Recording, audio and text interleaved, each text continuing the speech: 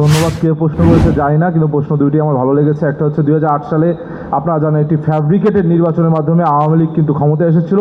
2014 সালে একটা আনকনটেস্টেড নির্বাচনে আওয়ামী লীগ ক্ষমতায় গিয়েছিল। 2018 সালে একটি রাতের নির্বাচনে গিয়েছিল এবং 24 সালে একটি ফাঁকা মাঠের নির্বাচনে তারা অংশগ্রহণ করেছিল। কিন্তু বিএনপি যে নির্বাচনে অংশগ্রহণ করবে সেটি কিন্তু আপনাদের সকলের একটি গণতান্ত্রিক বাংলাদেশ বিনির্মাণের যে নির্বাচন, সেই নির্বাচনের মাধ্যমে। সুতরাং আমরা যখন ফ্যাসিবাদকে দেখেছি, স্বৈরাচারকে দেখেছি যে ভোট চুরির মাধ্যমে, 2 নম্বরের মাধ্যমে ক্ষমতায় গেছে, সেখান থেকে তাদের ছাত্র সংগঠন কিন্তু এই ধরনের ক্ষমতাসীন বা আধিপত্যের রাজনীতি বিরাজমান দেখেছে, আপনারা দেখেছেন। কিন্তু আমরা বিশ্বাস রাখি আপনারা দেখবেন 2001 থেকে 6 কিন্তু বিএনপি যখন রাষ্ট্রীয় ক্ষমতায় ছিল, এই টিএসসিতে সঞ্জীব চট্টোপাধ্যায়, সে কিন্তু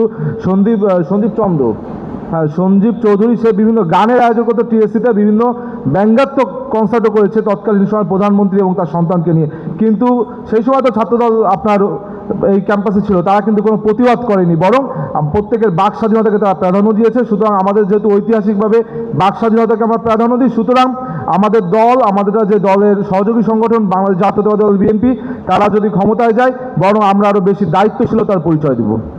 আরেকটা বিষয় হচ্ছে, আপনি বলেছেন যে আমি আমার দলের বিপক্ষে, আসলে দলের বিপক্ষে বলি না, দলের আদর্শের বিপক্ষেও বলি না। কিন্তু আপনারা দেখেছেন যে আমি রিসেন্ট একটি প্রতিবাদ করেছি, সেটির প্রেক্ষিতে হয়তো আপনারা বলেছেন যে আমাদের দলের একজন নেতা ফজলুর রহমান, যিনি আগে আওয়ামী লীগ ছিল, আমি বলেছি ওয়ান্স আওয়ামী লীগ অলওয়েজ আওয়ামী লীগ।